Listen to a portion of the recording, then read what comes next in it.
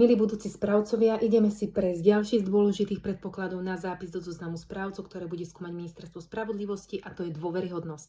Tá je uvedená v zákone číslo 8/2005 negatívnym spôsobom, takisto ako aj bezúhonnosť, ktorú sme uvádzali v predchádzajúcich videách. Takže fyzická osoba, ktorá bola spoločníkom spoločnosti, ktorá bola vymazaná zo zoznamu správcov, nebude sa považovať za dôveryhodnú osobu, okrem prípadov, ak od vyčiarknutia uplynulo aspoň 5 rokov.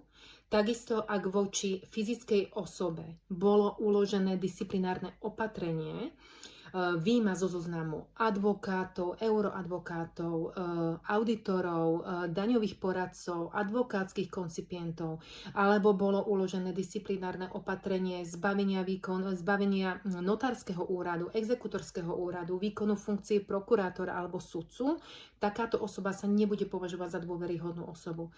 Takisto, ak voči takejto fyzickej osobe bol orgánom činným trestnom konaní vedené trestné stíhanie za úmyselný trestný čin, prípadne za trestný čin, ktorého skutková podstata súvisí s podnikaním, alebo voči ktorej bolo za posledné 4 roky mu bola uložená za správny delikt sankcia zákazu činnosti súvisiacej s podnikaním, alebo voči ktorej v posledných 2 rokoch bola za správny delikt alebo priestupok uložená sankcia na úseku správy, podnikania, hospodárskeho styku so zahraničím, práva na prístup k informáciám, majetku, živnostenského podnikania, ochrany utajovaných skutočností, ochrany osobných údajov. Pozor, netýka sa to blokových konaní, na ktoré ministerstvo neprihliada.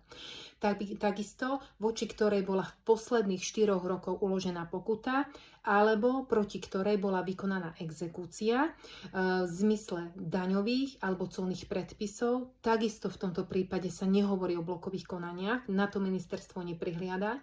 Takisto v prípade, ak bol na takúto fyzickú osobu vyhlásený konkurs alebo zamietnutý návrh na vyhlásenie konkurzu pre nedostatok majetku, alebo voči ktorej bola v posledných 2 rokoch uskutočnená exekúcia alebo výkon rozhodnutia. No a za posledné, v prípade, ak v čestnom prehlásení v zmysle tohto zákona táto fyzická osoba uviedla nepravdivé údaje, bude ju Ministerstvo spravodlivosti považovať ako za nedôveryhodnú.